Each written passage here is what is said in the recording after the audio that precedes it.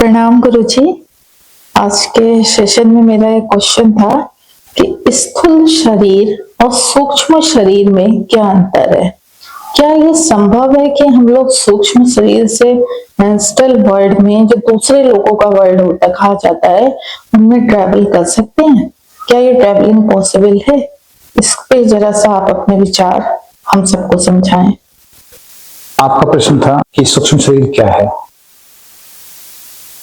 और स्थूल शरीर और सूक्ष्म शरीर में क्या अंतर है, और क्या हम सूक्ष्म शरीर के माध्यम से एस्ट्रल ट्रेवल कर सकते हैं। जो शरीर जिसे हम टच कर सकते हैं, जिससे हम बात कर सकते हैं, जिसको हम छू सकते हैं, वो हमारा स्थूल शरीर है।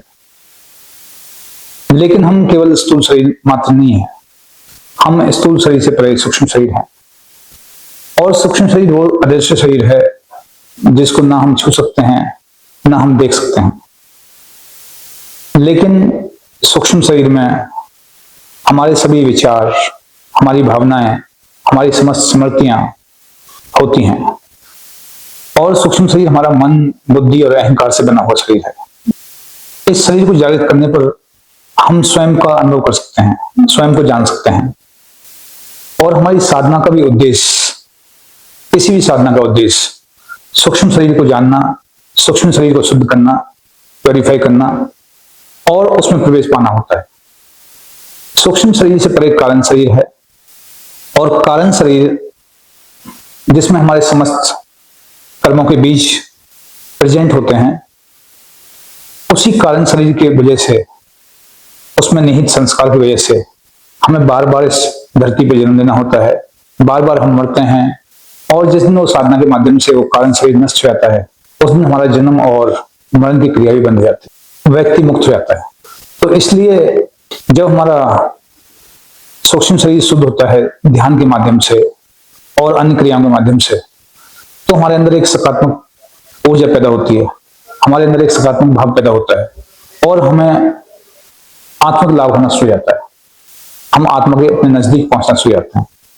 और जिस दिन ये शरीर प्योर हो जाता है, पूरी तरह प्योर हो जाता है, जिस दिन इसमें कोई दोष नहीं बचता, जिस दिन इसमें कोई नकारात्मक भाव नहीं बचता, उस दिन हम आत्मा के बिल्कुल क्लोज होते हैं। और फिर हम एक और अन्य शरीर, जिसको हम कारण शरीर कहते हैं, उसमें प्रवेश पाते हैं, और हम वहां की भी शुद्धि करना शुरू कर देते हैं ध्यान के माध्यम से। हमारे संचित कर्म, जो हमारे संग्रहित कर्म हैं, संस्कार हैं, तो संस्कार भी हमारे मिटना शुरू हो जाते हैं वहां पर ध्यान की अतुल गहराइयों में। जैसे ही हम ध्यान की अतुल गहराइयों में प्रवेश पाते हैं, हम समाधि की अवस्था को उपलब्ध होते हैं, तो हमारे संचित कर्म जो संस्कार रूप में हमारे अंदर मौजूद है, हमारे कारण शरीर में, वहां भी उनको नष्ट होने की प्रक्रिया शुरू है। और एक समय आता है जब हमारे अंदर वो संस्कार भी खत्म हो जाते हैं, जिसकी वजह से हमें बार बार जन्म लेना पड़ता है। अब आपका क्वेश्चन आता है, क्या हम इस सूक्ष्म शरीर के माध्यम से एस्ट्रल ट्रेवल कर सकते हैं? हाँ, बिल्कुल कर सकते हैं। यह 100% पॉसिबल है। जब हम सूक्ष्म शरीर में उतरते हैं, जब हमारा सूक्ष्म शरीर स्थूल बॉडी से अलग हो जाता है, क्योंकि स्थूल शरीर को हम मनोमय शरीर भी बोलते हैं, मनोमय शरीर के नाम से जानते हैं। मनोमय शरीर मतलब जो मन से बना हुआ है, और मन आपका कहीं भी आ जा सकता है, कहीं भी ट्रेवल कर सकता है। मन की कोई लिमिटेशन नहीं है।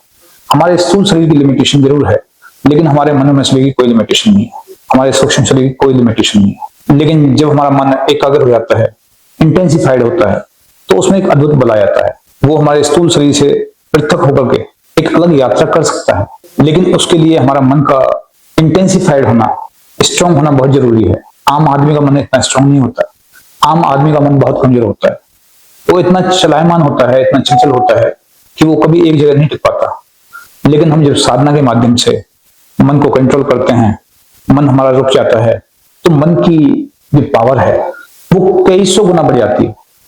मन की क्षमता कई सौ गुना बढ़ जाती है। और उस फोकस्ड माइंड के साथ में, फोकस्ड मन के साथ में, उस इंटेंसिफाइड मन के साथ में हमें ये प्रतीत होना शुरू हो जाता है कि हम इस शरीर से अलग हैं। हम अपने आप को अलग देख पाते हैं। जब हम ध्यान की गहराई में उतरते हैं, तो हम स्थूल शरीर को अलग देख पाते हैं और सूक्ष्म शरीर को अलग देख पाते हैं। जब हम इस अवस्था में आ जाते हैं कि हम स्थूल शरीर को अलग से देख पाते हैं इस सूक्ष्म शरीर से, तो सूक्ष्म शरीर अपनी अलग यात्रा कर सकता है। स्थूल शरीर आपका यहीं रहेगा, लेकिन सूक्ष्म शरीर से आपकी यात्रा शुरू हो जाएगी। आप कहीं जा सकते हैं, कहीं आ सकते हैं, और आप दूर, जो आपसे हजारों मील दूर है, उन चीजों को भी आप आसानी से देख पाते हैं। जो व्यक्ति आपसे हजारों मील दूर बैठा हुआ है, उसके विचार भी आप पकड़ना शुरू कर देते हैं, उसके विचार भी आप तक पहुंचना शुरू हो जाते हैं। तो ऐसा जरूरी नहीं है कि आप यहाँ हैं और कोई व्यक्ति बहुत दूर बैठा हुआ है तो आप उसकी बात नहीं सुन सकते।